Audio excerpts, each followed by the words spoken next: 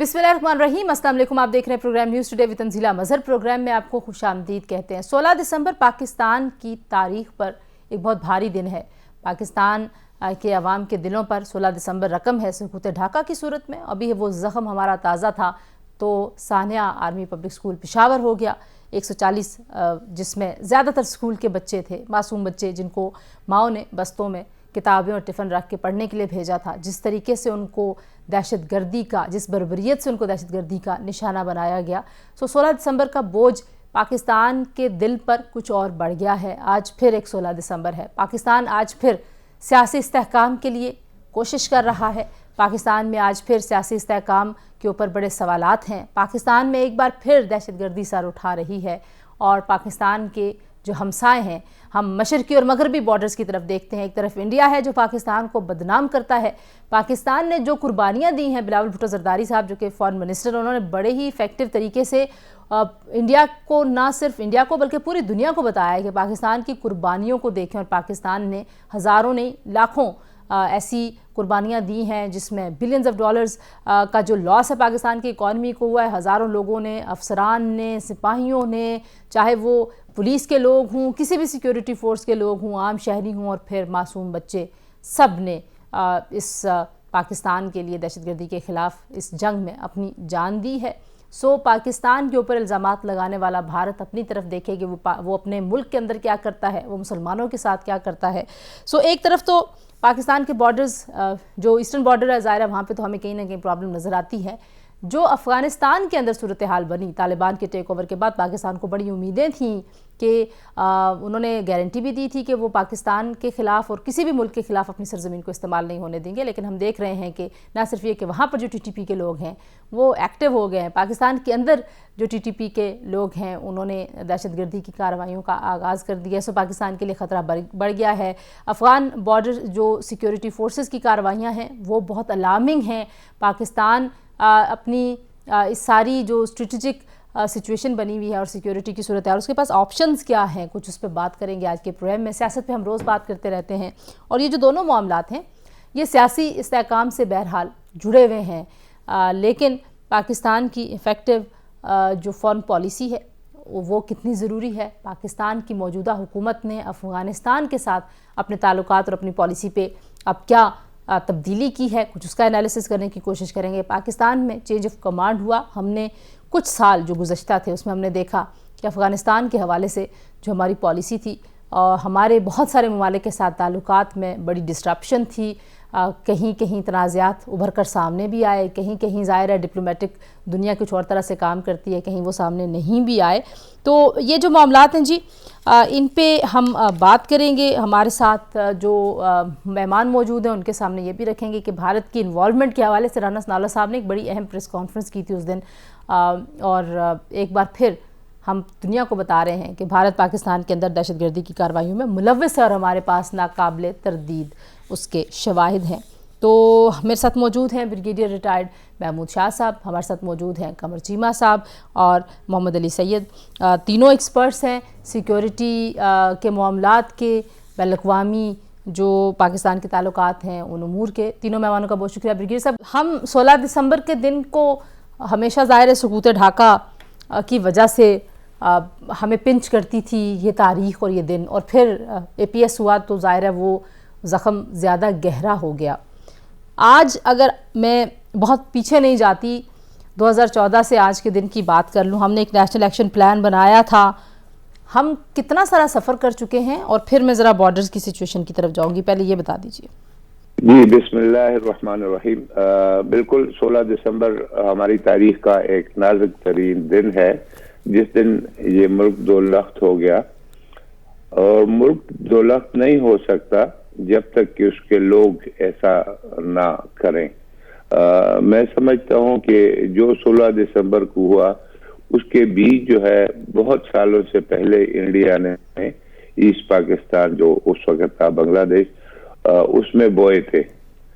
वहाँ पर जो टीचर थे, वहाँ पर जो लोग थे जो कलकत्ता से आए थे, जिस तरीके से इस सूबे को गरीब रखा गया, यानी ईस्ट पाकिस्तान को, जिसको वो ईस्ट बंगाल कहते थे, اس کو غریب رکھا گیا، یعنی ان کا سارا جو بھی جھوٹ پرسن جو ادھر پیدا ہوتا تھا اس کے کارخانے وہ کلکتہ میں تھے، اور اس طریقے سے وہاں پر ایک بھی کاغذ کا کارخانہ نہیں تھا، تو سارا کاغذ بھی ادھر سے ہی آتا تھا، اور وہاں کے لوگ جو ویسٹ بنگال ہے وہ نوکری ڈھونڈنے کے لیے جاتے تھے یہاں پر، اور یہاں پر وہ ان لوگوں کو ایکسپلائٹ کرتے تھے، ساتھ ساتھ ان کے مائنڈ کے اندر جو بیج بوتے تھے وہ ہوتے ہوتے اس نہج پہ پہنچ گئے کہ یہ ان کی ضرورت تھی، وہ چاہتے تھے کہ اس پاکستان، حالانکہ مسلم لیگ کا جو جگہ پیدائش ہے وہ ڈھاکہ ہے،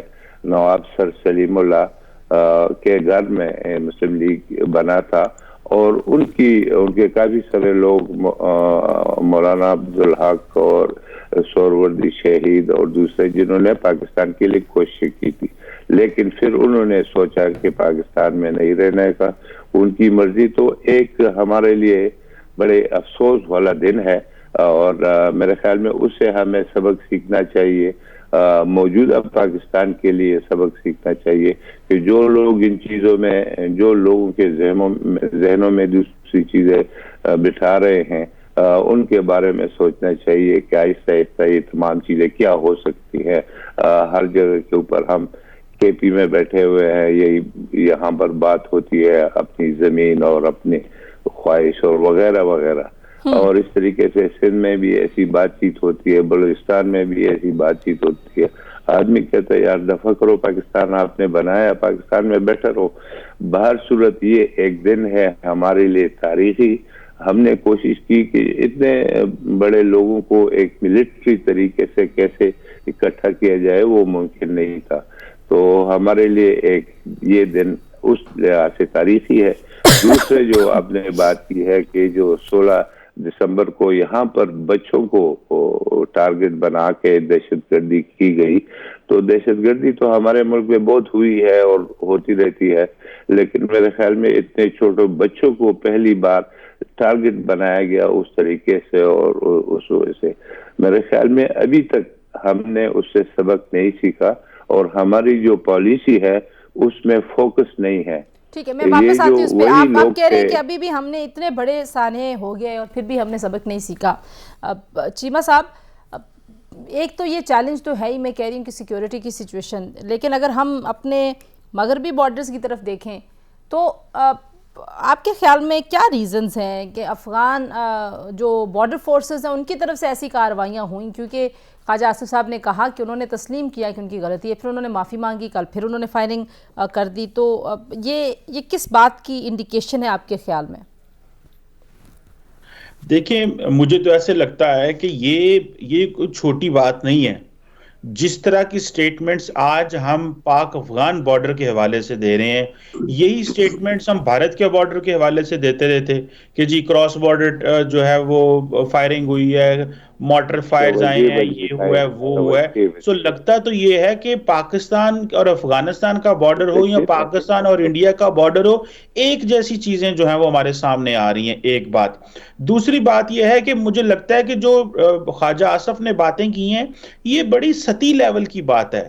دیکھیں، افغانستان کی جو پالیسی ہے، پچھلے 1 سال سے طالبان پاور میں ہے، کبھی ہم دیکھتے ہیں کہ وہ ہماری باڑ اکھاڑ دیتے ہیں، کبھی وہ کسی فائرنگ کر دیتے ہیں، کبھی وہ کوئی چیز کر دیتے ہیں، ہمارا فورن آفس خاموش ہے، ملٹری اسٹیبلشمنٹ خاموش ہے، ہم نے علماء کے وفد دے کے بھی بھیج لی، سب کچھ کر لیا، اور ہمیں سمجھ نہیں آ رہی کرنا کیا ہے۔ اس کی وجہ یہ ہے کہ پاکستان کے اندر کوئی پالیسی نہیں ہے۔ پالیسی تو دیکھیں، یہ تو پارلیمنٹ کا کام ہوتا ہے اس چیزوں کو ڈسکس کرنا۔ آدھی پارلیمنٹ تو گھر بیٹھی ہوئی ہے، عمران خان صاحب کہتے ہیں میں اب اقتدار میں آؤں گا تو پھر میں بات کروں گا، ویسے تو میں نے بات ہی کوئی نہیں کرنی، ویسے میرا ریاست سے کوئی تعلق نہیں ہے، اسٹیٹ کی پالیسی سے کوئی تعلق نہیں ہے۔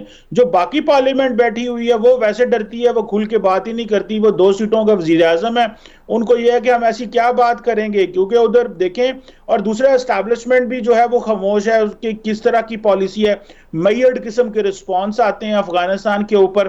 ہمیں تو یہ پتا چل رہا ہے کہ جیسے 40 سال کی افغان پالیسی ناکام رہی ہے۔ یہ باتیں بڑی مشکل سخت ہیں، ان پہ بات ہونی چاہیے۔ جی، آپ کہہ رہے ہیں کہ ہماری جو افغان پالیسی ہے وہ مکمل طور پر ناکام نظر آتی ہے۔ بریگیڈیئر صاحب، آپ کیونکہ بہت قریب سے یہ جو سارا معاملہ جس کی طرف چیمہ صاحب ریفر کریں اتنے سالوں ہماری جو پالیسی رہی ہے، آپ کو کیا وجہ لگ رہی ہے؟ یہ ہمارے ہاں بھی دہشت گردی کے واقعات میں اضافہ ہوا ہے جب سے افغان طالبان نے ٹیک اوور کیا، اور انہوں نے ہمیں گارنٹی دی تھی، اور انہوں نے صرف ہمیں نہیں بلکہ انہوں نے یہ کہا تھا کہ افغانستان کی سرزمین کسی ملک کے خلاف نہیں استعمال ہوگی۔ جی بالکل، اور ہم نے ان کو اس چیز کے ساتھ باندھا نہیں ہے، ہم نے اس کو اسپیسیفکلی ان کو بتایا نہیں کہ آپ کی ذمہ داری ہے، انہوں نے ہمیں لگا دیا اس بات پہ کہ آپ ان سے مذاکرات کریں۔ ابھی یہی چیز انہوں نے چین کو بتائی تھی، یہی چیز انہوں نے سینٹرل ایشین ریپبلکس کو بتائی تھی، یہی چیز انہوں نے ایران کو بتائی تھی۔ وہ کہتے ہیں ہم کوئی بات چیت نہیں کریں گے ان لوگوں سے، ہم نے بات چیت شروع کر دی۔ اور جو میں نے کہا کہ اس میں فوکس نہیں ہے، مطلب ہے کہ اس قسم کی چیزیں ڈیسائیڈ ہوتی ہے فیڈرل لیول کے اوپر، صوبائی لیول کے اوپر نہیں آتا۔ یہاں پر صوبائی حکومت کا ایک ترجمان ہے، وہ جا کے افغانستان میں بات چیت کر کے آتا ہے، وہ خود طالبان کا حصہ رہے ہیں۔ تو میں سمجھتا ہوں کہ وہ جو فوکس کی بات ہے کہ ہماری پالیسی کیا ہونی چاہیے اور کیا نہیں ہے، مطلب مثال کے طور پہ افغانستان نے کل یہ کیا ہے تو اس کا رسپانس جانا چاہیے، ملٹری رسپانس جانا چاہیے۔ یہ کچھ لوگ اس طرح کا سوچ رہے ہیں۔ اچھا، رسپانس کہاں سے جائے گا؟ میں ذرا علی صاحب سے پوچھ لوں۔ علی صاحب، ہم جو افغانستان کی صورتحال کی بالخصوص بات کر رہے ہیں، اب آپ کو کیا لگتا ہے کس کی ذمہ داری ہے کہ رسپانس آئے؟ کیونکہ دونوں جو دوسرے پینلسٹ ہیں وہ کہہ رہے ہیں کہ شاید ابہام ہے کہیں پاکستان کے اندر کوئی جو فوکس ہونا چاہیے پالیسی کا، یا کوئی سٹیٹڈ پالیسی اس حکومت کی، کیونکہ پچھلی حکومت کی تو سٹیٹڈ پالیسی ہمیں بڑی واضح طور پہ نظر آ رہی تھی کہ ہم تو بالکل وکیل بنے ہوئے تھے افغان طالبان حکومت کے، اب کیا ہے؟ جی بالکل، آپ نے بہت اہم سوال کیا۔ میں سمجھتا ہوں کہ اس میں پالیسی یا رسپانس سے زیادہ جو زیادہ امپورٹنٹ بات ہے جس کا اس وقت فقدان نظر آتا ہے وہ ایک کوارڈینیشن کا ہے سول ملٹری لیڈرشپ کے درمیان، کیونکہ جس طرح آپ کو بریگیڈ صاحب بھی بتائیں گے کہ وار جو ہوتا ہے، خاص طور پہ جو لو انٹینسٹی کانفلکٹ ہے یا کاؤنٹر ٹیررزم آپریشن جب آپ اپنی ہی ٹیریٹری میں کر رہے ہوتے ہیں تو آپ کے تمام اداروں کو یکجا ہو کے یکسو ہو کے ایک کیونکہ آپ بیسیکلی سوشل کانٹریکٹ کو ڈیفینڈ کر رہے ہوتے ہیں، اپنی ریاست، اپنے جغرافیے، اپنی عوام کے اندر، اپنی سوسائٹی کے اندر، تو اس میں تمام اداروں کا، تمام سٹیک ہولڈرز کا کمپلیٹ انڈرسٹینڈنگ، کلیئرٹی اور کوارڈینیشن بنیادی ریکوائرمنٹ ہے۔ پھر نمبر 1، اور جہاں تک آپ نے رسپانس کی بات کی تو میں ایک چھوٹا سا کامنٹ کر کے میں آپ کے رسپانس کے ایسپیکٹ پہ آتا ہوں۔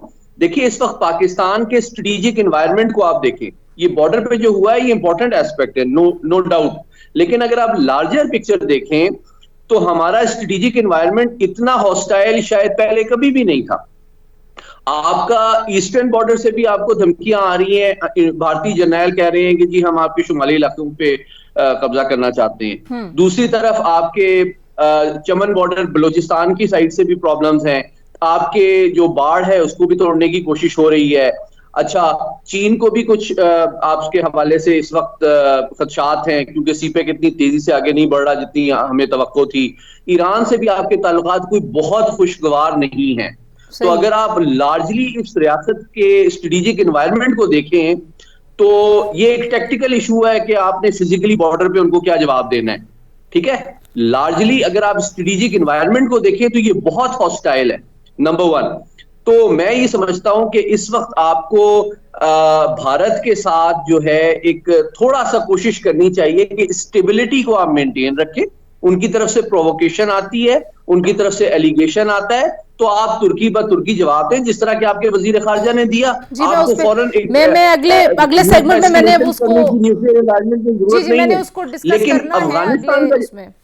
جی لیکن میں افغانستان کی بات کرنا چاہتا ہوں کہ دیکھیں، مجھے کوئکلی الاؤ کیجئے کہ دیکھیں جب لاسٹ ایئر اگست میں انہوں نے افغان طالبان نے اقتدار سنبھالا تو ہمارے ہاں بہت سارے جو دفاعی ماہرین ہیں وہ اس خوش فہمی میں مبتلا تھے کہ یہ شاید کمپلیٹ علاقے کا اور ریاست کا کنٹرول سنبھال لیں گے اور وہاں پیس اور اسٹیبلٹی آ جائے گی۔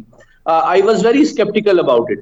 اور یہ اس بات کا اور اصل بات میں یہ سمجھتا ہوں کہ یہ کوئی نارمیٹو ایک بات نہیں ہے کہ ان کو یہ کرنا چاہیے. اچھا یہ تو ایک نارمیٹو بات ہے. ذرا ایک بریک لے لوں, بریک سے واپس آتی ہوں. ایک بات جی علی صاحب میں واپس آتی ہوں آپ جی کے جواب. میں صرف ایک بات کہنا چاہ رہا تھا کہ دیکھیے نہ ان کی ول ہے نہ ان کی کیپیسٹی ہے کہ وہ اپنے تمام گروپس کو کمپلیٹلی کنٹرول کر سکیں. بریک لیتے ہیں, بریک سے واپس آتے ہیں. کچھ ایسٹرن بارڈرز کی بات بھی کریں گے اور کتنی اسٹیبلٹی کی توقع کی جا سکتی ہے اگر ایک ملک مسلسل الزام تراشی کرے اور آپ کے ملک کے اندر دہشت گرد کارروائیوں میں اس کے ملوث ہونے کے آپ کے پاس ٹھوس ثبوت ہو, تو کیا کرنا چاہیے پاکستان کو. بریک کے بعد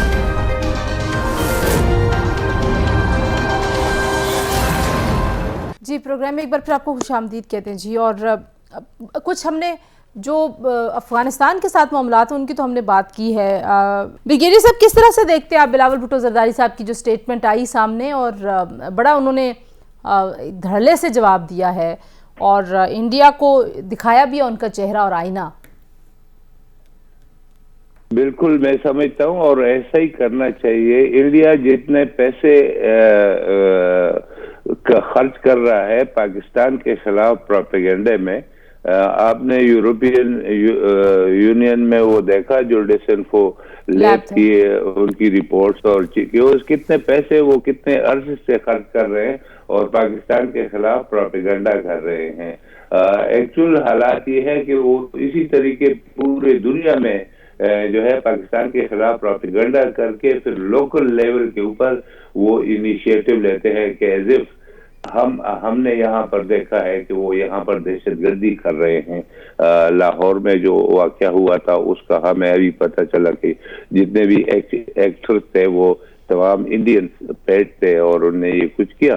تو یہ سارا وہ کر رہے ہیں اور پاکستان اس وقت ایسا کوئی کام نہیں کر رہا ہے اس بارڈر کے اوپر.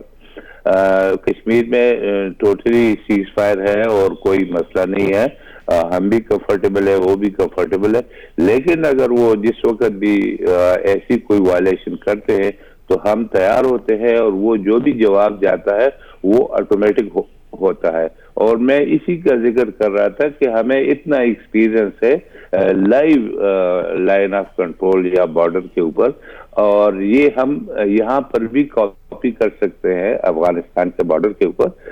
کہ میں نے اس لیے کہا کہ ریسپانس کیوں نہیں گیا تھا, اس کے لیے حکومت کی کوئی ضرورت نہیں ہوتی. جو ادھر سے جو ہم ریگولر کنٹری ہے, ہماری آرمیز ہے, ہم بالکل بارڈر کے اوپر تمام جو انگیجمنٹ رولز ہے وہ بتائے گئے ہیں اس کے مطابق ایکٹ کرتے ہیں, زیادہ نہیں کرتے, کم نہیں کرتے وغیرہ وغیرہ. تو اور دوسرا یہ جو ہے طالبان سے یا ان کے جی انہوں نے یہ میں نے سنا ہے کہہ رہے کہ انہوں نے امریکہ کو شکست دی. بھائی یہ ہٹ اینڈ رن والی فوج ہے, یہ فوج کا مقابلہ نہیں کر سکتی, اس طرح کا نہیں ہوتا. انشاءاللہ ہماری ایک ریگولر آدمی ہے, ہم وہاں پر بیٹھے ہیں. ٹھیک ہے, آپ کہہ رہے ہیں جو ہمارا ایکسپیریمنٹ جو ہمارا ایکسپیرینس ہے ایسٹرن بارڈر کا وہ ہمیں ویسٹرن بارڈر کے اوپر بھی اس سے فائدہ اٹھانا چاہیے. لیکن چیمہ صاحب میں اپنا سوال آپ کے پاس واپس لاؤں گی. جی ٹھیک ہے چیمہ صاحب, بریگیڈیئر صاحب کہہ رہے ہیں کہ انڈیا اتنا پیسہ لگاتا ہے لابی کرنے میں اور پاکستان کو بدنام کرنے میں, اور ہم نے دیکھا کہ بڑا ایفیکٹولی وہ پاکستان کو بدنام کرتا رہا ہے, اور اب ہم نے کچھ ایویڈنسز اور ڈوزیئرز اور یہ چیزیں دنیا کے سامنے پریزنٹ کرنی شروع کی ہیں. کیسے دیکھتے ہیں آپ بلاول بھٹو زرداری صاحب کی جو سٹیٹمنٹ ہے اس کو؟ دیکھیے بلاول بھٹو کی زرداری کی سٹیٹمنٹ تو انہوں نے باتیں تو صحیح کی ہیں, لیکن کوسچن یہ ہے کہ پاکستان کی یہ جو لیڈرشپ ہے اس میں کنسسٹنسی کیوں نہیں رہتی. عمران خان جب پاور میں ہوتے ہیں تو انڈیا کرٹیسائز کرتے ہیں, اپوزیشن میں جاتے ہیں تو تعریفیں شروع کر دیتے ہیں اسٹیبلشمنٹ کو دکھانے کے لیے. ابھی جس طرح علی بھائی نے بات کی اور انہوں نے یہ کہا کہ یہ جو فقدان ہے اسٹیبلشمنٹ کا یا اداروں کے درمیان اور پارلیمنٹ کے درمیان, اصل میں پرابلم ہی یہ ہے. اب یہ جو کنسسٹنسی نہیں ہوتی, ایک دفعہ بات کر کے غائب ہو جائے, وہ تو لگے ہوئے ہیں.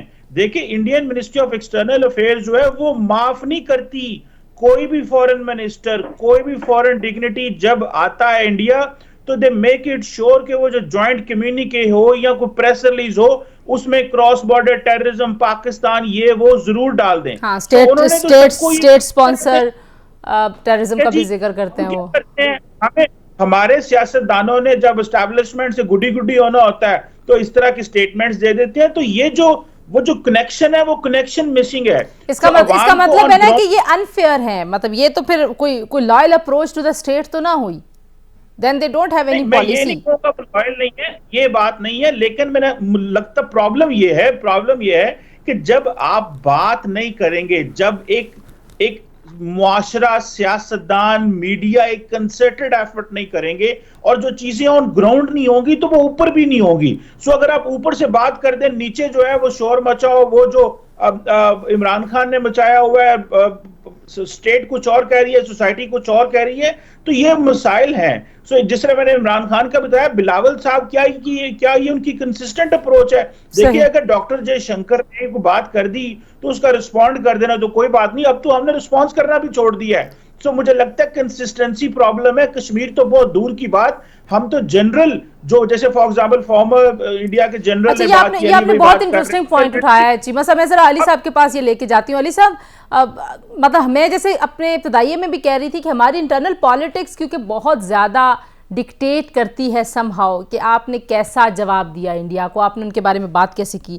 تو آپ کو لگتا ہے کہ یہ بھی ہمارے جو فورن پالیسی کو شاید کہیں نہ کہیں انفلوئنس کرتا ہے یا نہیں کرتا ہے؟ ہمیں سمجھنا چاہیے کہ نہیں, فورن پالیسی انٹرنل پالیٹکس سے بالکل آزاد ہوتی ہے. جی حقیقت میں بالکل بھی آزاد نہیں ہوتی ہے, کیونکہ کسی بھی حکومت کا کسی بھی ریاست میں الٹیمیٹ اور اوور آرچنگ انٹرسٹ یہ ہوتا ہے کہ وہ حکومت میں رہے اور پاپولیرٹی مینٹین رکھے. تو وہ جب عالمی سطح پہ کوئی بات, کوئی بیانیہ, کوئی پوزیشن اسٹانس لیتی بھی ہے تو وہ اپنی ڈومیسٹک پولیٹیکل سپورٹ کو مینٹین کرنے کی کاسٹ پہ نہیں لے سکتی. باٹم لائن یہ ہے. لیکن اب چونکہ آپ کے پاس ٹائم کم ہے تو میں ایک تجویز دے دیتا ہوں آپ کے پروگرام کی وساطت سے, جو کہ اس کا شاید ایک لانگ ٹرم حل تو نہیں ہے, لیکن اس وقت جو بہت ہی گریو اور کریٹیکل سچویشن میں آپ کو پھر روکوں گی کیونکہ میں نے آخری سیگمنٹ میں علی میں نے اگلے سیگمنٹ میں ایکچولی آپ سے تجویز ہی مانگنی ہے. اگر آپ میرے سوال کا جواب اس سیگمنٹ میں دے دیں تو پھر اگلے میں آپ سے افغانستان اور انڈیا پہ دونوں پہ میں نے مانگنی ہے تجویز.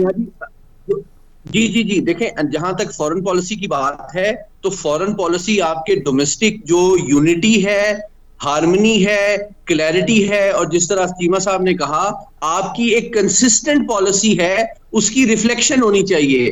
اگر for example disinfo lab کی بات کی بریگیڈیئر صاحب نے, تو 15 سال وہ ڈس انفو لیب کا پروجیکٹ چلتا رہا نا 100 ملکوں سے زیادہ میں. تو اس کا مطلب ہے کہ چاہے وہ کانگریس کی گورنمنٹ ہو, چاہے بی جے پی کی ہو, they are clear and consistent and they have a bipartisan unanimous view کہ پاکستان کو دنیا میں گندا کرنا ہے. کیا ہماری یہ پالیسی کشمیر پہ, افغانستان پہ, انڈیا پہ ہے کہ ہم نے 15 سال میں کیا اچیو کرنا ہے سائیکولوجیکل ڈومین میں, کیا اچیو کرنا ہے نیریٹو کے اندر, کیا اچیو کرنا ہے اکنامک ڈومین میں, کیا اچیو کرنا ہے فورن پالیسی میں؟ ہمارے یہاں تو انڈیویجولز کے اوپر گفتگو ہوتی ہے. یہ 8 مہینے سے ہم کیا دیکھ رہے ہیں, 9 مہینے سے افراد کے حوالے سے بات ہوتی ہے کہ جی کس کو آنا چاہیے. لیکن علی جو افراد ہیں ظاہر ہے ان کی وجہ سے آپ دیکھیے نا کہ پالیسی ایک شفٹ آیا, اور ہم آپ سے بھی بات ہوئی, بہت سارے چیمہ صاحب سے بھی, بریگیڈیئر صاحب سے بھی ان سارے مہینوں میں بات ہوتی رہی ہے کہ ہم افغان طالبان کے وکیل لگ رہے تھے ایک پوائنٹ آف ٹائم, ہم ان کے ایڈوکیٹ بنے ہوئے تھے. ایسے ہی ہے بالکل. اور میں نے آپ کو یاد ہوگا میں پچھلے 1.5 سال سے ایک اسکیپٹک رہا ہوں, شاید I am one of the very few sceptics جو اس خوش فہمی سے بالا تر ہو کے یہ سوچتے تھے کہ نہ تو وہ ان کے اندر یہ ول اور کیپیسٹی ہے کہ وہ ایک سکسیسفل نان اسٹیٹ ایکٹر ہیں,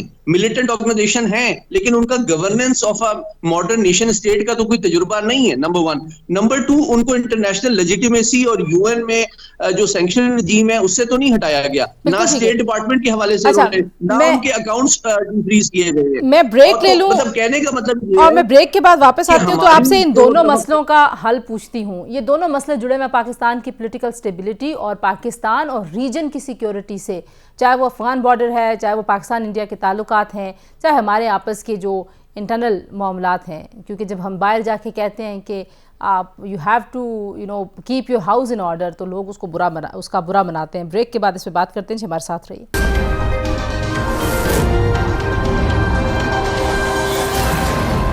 جی پروگرام میں ایک بار پھر آپ کو خوش آمدید کہتے ہیں. بریگیڈیئر صاحب حل اب کیا ہے آپ کے خیال میں؟ موجودہ حکومت کہیں نہ کہیں لگتا ہے کہ جو پولیٹیکل فائر فائٹنگ ہے اس میں بہت زیادہ انگیجڈ ہے, لیکن افغانستان کے اوپر what do you suggest, India کے اوپر واٹ ڈو یو سجیسٹ, کیا کرنا چاہیے؟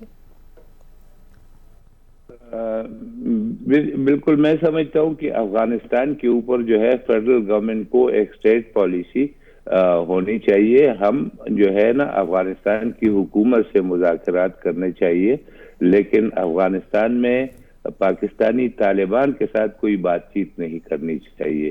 نہ ہمارے آئین میں اس کی گنجائش ہے اور نہ میرے خیال میں ہم یہ کر سکتے ہیں. میں سمجھتا ہوں کہ اگر ٹوٹلی آپ نے ایسا کوئی کرنا ہے تو اس کو کہتے تھے ایمنسٹی. آپ ٹوٹل ایمنسٹی اس گروپ کو دینا چاہتے ہیں جنہوں نے آپ کے اسکول کے بچوں کو شہید کیا اور جن نے اور بہت نقصان کیا, اور وہ کہتے ہیں کہ ہم آپ کے آئین کو مانتے ہی نہیں ہیں. آدمی کہتا ہے یہ 22 کروڑ عوام کی آئین ہے, آپ ہیں کون؟ تو میں سمجھتا ہوں کہ اس سلسلے میں جو پہلی غلطی ہم نے کی ہے کہ ان سے ہم نے بات چیت کی. بات چیت افغانستان کی گورنمنٹ جو بھی وہ کر سکتے ہیں وہ کریں گے, وہ نہیں کر سکتے تو وہ نہیں کریں گے. اور بارڈر کے اوپر ہماری فرم پالیسی ہونی چاہیے کہ ایسا کوئی واقعہ ہوتا ہے, آزاد کشمیر میں ایسا کوئی واقعہ ہوتا ہے تو کیا وہ پوچھتے رہتے ہیں کہ جی ہم کیا کریں, ہمارے اوپر میں اس لائن آف کنٹرول پہ خود رہا ہوں. ایک نیا کپتان تھا, اس نے رنگ کیا چیز میرے اوپر فائر آ رہے ہیں, میں کیا کروں؟ میں نے کہا تم ادھر ہی بیٹھو, میں آتا ہوں بتاتا ہوں کہ کیا کرنا ہے. تو اس طریقے سے یہاں پر بھی جو وہاں لوگ ہیں ان کو پوچھنے کی علی, what do you suggest, کیا what is the way forward؟ دیکھیں جی بہت مختصراً 4-5 میرے امپورٹنٹ پوائنٹس ہیں. نمبر 1 جو میں نے پہلے بات کی, چونکہ اسٹریٹجک انوائرمنٹ جو ہے ہمارا بہت ہاسٹائل ہے تو ہم سارے مسائل ایک وقت میں حل نہیں کر سکتے. there has to be a priority, there has to be a strategy, number 1. تو میں یہ سجیسٹ کرتا ہوں کہ بھارت کے ساتھ ہمیں دیکھیں وہ آپ کو دنیا میں بدنام کرنا چاہتا ہے, آئسولیٹ کرنا چاہتا ہے, اکنامکلی اسٹرینگولیٹ کرنا چاہتے ہیں. ان ڈومینز میں آپ ان کو کنٹیسٹ کریں, سائیکولوجیکل ڈومین میں, ڈپلومیسی میں, لیکن آپ ایک اسٹریٹجک اسٹیبلٹی 2 نیوکلیئر پاورز کے درمیان مینٹین رکھیں. جو آپ سارے بارڈرز پہ اپنی فورسز کو فریگمنٹ نہیں کر سکتے نا. تو اور پھر آپ افغان طالبان کے ساتھ کابل سے مذاکرات جاری رکھیں, ان پہ بھی پریشر بڑھائیں, لیکن اپنے ملک کے اندر جو ٹی ٹی پی اور بی ایل اے کی سرگرمیاں ہیں اس کے حوالے سے میں تجویز یہ دینا چاہتا ہوں آپ کے پروگرام کے وساطت سے کہ ہماری نئی جو آرمی کی قیادت آئی ہے ابھی وہ بریفنگز لے رہے ہوں گے, ان کو چاہیے کہ وہ جلد از جلد ایک نئی حکمت عملی بنائیں اور نیشنل سیکیورٹی کونسل کا اجلاس بلائیں جس میں تمام سٹیک ہولڈرز ہوں, وہ اپنی قومی قیادت, سیاسی قیادت کو کانفیڈنس میں لے کے ایک آپریشن ہمارے پاس کم ہے. یہ بڑا امپورٹنٹ آپ نے بات کی. علی صاحب اینڈ بریگیڈیئر صاحب اینڈ چیمہ صاحب, آپ تینوں کا بہت شکریہ جی. جو تجاویز سامنے آئیں اس کے اوپر تو ظاہری بات ہے حکومت کے پاس, جیسے میں بار بار کہہ رہی ہوں کہ پولیٹیکل اسٹیبلٹی کا اتنا بڑا چیلنج ہے, لیکن ظاہر ہے آپ کی فارن پالیسی ساتھ ساتھ کام کر رہی ہے. لیکن پاکستان میں بالخصوص اگر خیبر پختونخوا کی طرف دیکھا جائے, بلوچستان کی صورتحال میں دیکھا جائے, جہاں جہاں پہ دہشت گردی کے واقعات سر اٹھا رہے ہیں, پاکستان کی ریاست کے لیے یہ بقا کا مسئلہ ہے. اور پاکستان کی ریاست کو جیسے ہمارے چیف آف آرمی سٹاف نے کہا کہ وی آر پریپیئرڈ, ہم اس طرح کے ہر قسم کے خطرے سے نمٹنے کے لیے تیار ہیں, لیکن ایک نفسیاتی جنگ بھی ہے جو پاکستان میں لڑی جاتی ہے. سیاسی جماعتوں کو ان ایشوز کے اوپر بالکل متحد ہونا چاہیے, اور اس بات پہ سیاست کرنا پاکستان کے لیے اور پاکستان کے عوام کے لیے خطرناک ہو سکتا ہے. آج کے لیے اتنا ہی, اجازت دیجیے, اللہ حافظ.